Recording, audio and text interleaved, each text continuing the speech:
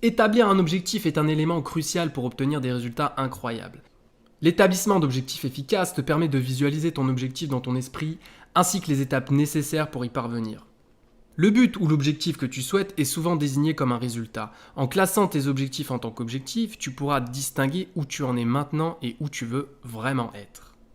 En définissant les résultats, on obtient généralement un changement de mentalité, un changement qui est réellement plus axé sur ce qu'on veut réaliser. En établissant efficacement des objectifs, tu auras un but clair et une direction. Tu vas être capable de visualiser ce que tu veux et surtout, tu vas être beaucoup plus susceptible d'atteindre ton résultat. En considérant tes objectifs comme des résultats, tu dois également comprendre que ces mêmes résultats entraînent également des changements et des conséquences. Tu devrais donc répondre à un certain nombre de questions pour t'aider à visualiser toi-même ton objectif final et à ce que cela pourrait donner comme résultat. Alors quand tu te fixes des objectifs, il s'agit généralement de résultats que tu veux sur le long terme. Donc par conséquent, ça peut être difficile de mesurer les petits changements ou les progrès accomplis dans la réalisation. Et de nombreuses personnes peuvent être vite perdues si elles ne comprennent pas comment suivre leurs progrès. En définissant des mini-objectifs, on peut voir comment nos performances et le processus quotidien nous aident à progresser vers notre objectif principal. En décomposant l'objectif en performances quotidiennes ou tâches spécifiques à accomplir pour atteindre l'objectif principal, les progrès sont beaucoup plus faciles à suivre et à remarquer. Il est important d'ajouter des faits et des chiffres à ces objectifs afin d'obtenir un résultat détaillé, de suivre les progrès et d'évaluer les résultats. Le fait d'avoir un ensemble solide d'objectifs avec une pertinence numérique aide à établir des plans et à fixer des délais réalistes. Pour qu'on s'assure de pouvoir fixer des objectifs efficaces et mesurables, on va utiliser la méthode SMART. Cela signifie que tous les objectifs que tu vas faire doivent être SMART. S pour spécifique. C'est un objectif précis, pas d'ambiguïté possible. C'est la première étape et sans doute la plus importante. Un objectif doit avoir un seul but et doit être concret. Et ne pas englober 2 ou 3 sous-objectifs explicites ou implicites. Un objectif est un but à accomplir. Un objectif trop vague ou trop large ne peut être poursuivi de manière efficace. Il est nécessaire d'être précis lorsqu'on détermine un but. Un objectif flou n'est pas un objectif à proprement parler. Comment peut-on progresser si l'on ne sait pas vers quoi on progresse ? Si ton objectif pèche par manque de clarté, tâche d'être plus focalisé dans l'énoncé de ton objectif et n'hésite pas à le décomposer en plusieurs objectifs plus petits. Si ton but c'est d'avoir une vie saine, c'est trop vague, il faut le décortiquer. Qu'est-ce qu'une vie saine selon toi ? C'est par exemple de bien dormir, d'éviter les excès d'alcool ou de malbouffe, ou de faire de l'exercice régulièrement. Voilà c'est quoi être spécifique.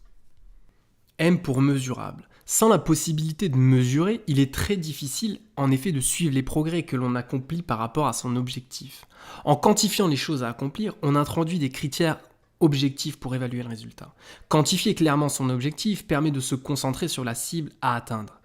Il n'y a plus d'ambiguïté quant au but précis. Non seulement cela induit une focalisation qui est bénéfique, mais cela permet aussi de comparer les progrès accomplis à la cible que l'on vise. Si l'on peut mesurer son objectif, on peut aussi évaluer et savoir si on est dans l'atteinte ou pas. Par exemple, on ne dit pas je veux perdre du poids, mais je veux perdre 5 kilos. A pour atteignable. La barre doit être placée au bon niveau. Ni trop haut pour la frustration, ni trop bas pour l'ennui.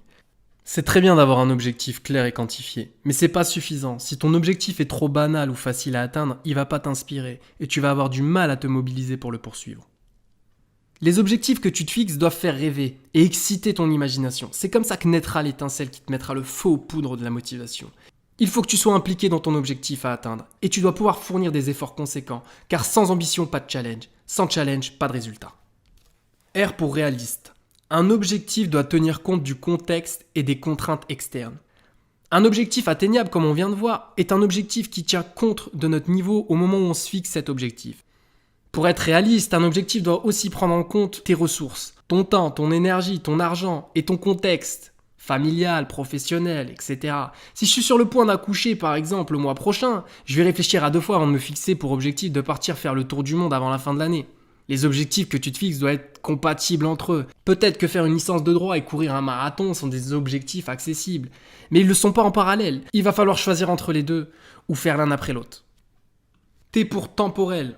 Tu sais que j'aime les citations, et il y en a une que j'adore plus particulièrement, c'est une citation de Napoleon Hill, qui dit « Un objectif n'est rien d'autre qu'un rêve avec une échéance ». C'est un aspect essentiel d'un but proprement défini.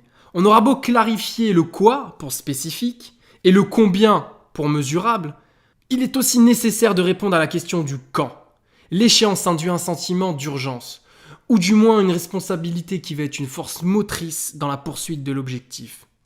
Il est utile de distinguer deux types d'objectifs, les habitudes et les ponctuels. Les habitudes sont l'activité que l'on souhaite faire ou ne pas faire de manière régulière et continue, comme manger sainement, bien dormir ou moins stresser. Dans ce cas, il s'agit de déterminer la quantité visée par période. Manger 5 fruits ou légumes par jour, dormir 8 heures par jour, se relaxer 10 minutes par jour, etc.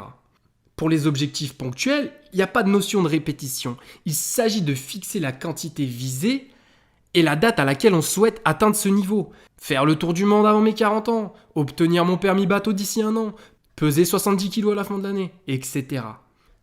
Je t'explique les informations les plus importantes en te donnant la possibilité de réfléchir à ton objectif et à la manière dont tu vas l'atteindre. Une chose super importante aussi, il faut faire preuve de patience. N'abandonne pas sous prétexte que tu vois pas de résultats arriver rapidement à ton goût. C'est en faisant preuve de patience et de persévérance que tu vas être heureux et fier de toi en voyant le chemin que tu as parcouru ou accompli. Toi seul peux arriver au terme de tes objectifs, alors ne lâche rien. C'est pas en quelques jours que tu vas atteindre tes objectifs. Il faut du temps pour installer durablement une habitude ou une routine, mais aussi pour que ton corps s'y habitue et tienne la route. Je vais t'expliquer comment établir un objectif avec une série de questions essentielles pour construire ton objectif. Donc pour chaque objectif que tu veux atteindre, tu vas devoir reprendre toutes ces étapes. Donc déjà pour commencer, quel est ton objectif et est-il smart? On va dire perte de poids. Pourquoi cet objectif est-il important pour toi? Par exemple, car je suis pas en forme et je sens que mon corps est affaibli. Où en es-tu avec ton objectif? J'ai arrêté de grignoter. Comment tu vas savoir quand tu vas atteindre ton objectif? Ça peut être du poids sur la balance, un bilan santé, un visuel ou simplement un sentiment.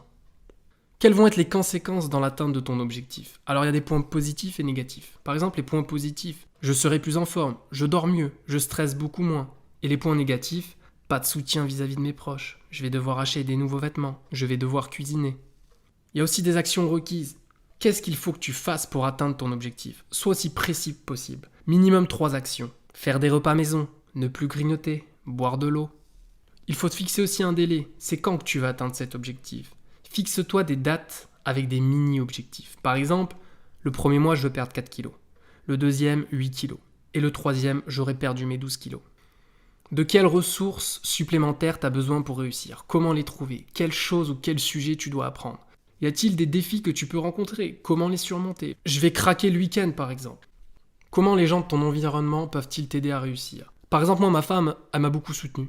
Elle a mangé comme moi et elle m'a pas embêté sur la nourriture que je préparais. Pour finir, il y a une question, et celle-là c'est la plus importante. Sur une échelle de 0 à 10, dans quelle mesure es-tu prêt à apporter des changements à tes habitudes pour atteindre ton objectif? Alors je sais qu'il n'est pas facile de répondre à des questions si tu ne les as pas sous les yeux. C'est pour ça que j'ai mis en place un formulaire que tu vas pouvoir télécharger gratuitement.